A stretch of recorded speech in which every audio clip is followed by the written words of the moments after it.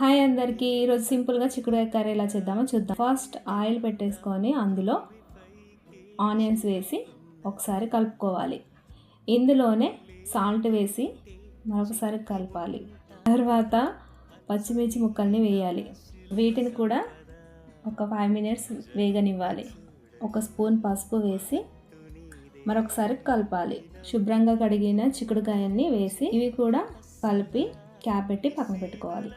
ఒక 5 మినిట్స్ తర్వాత మరొకసారి కలిపి ఇందులోనే 1 స్పూను కారం పొడి వేయాలి. మరొకసారి కలిపి మూత పెట్టేసుకోవాలి. ఆ తర్వాత కట్ చేసిన టమాటాల్ని వేయాలి.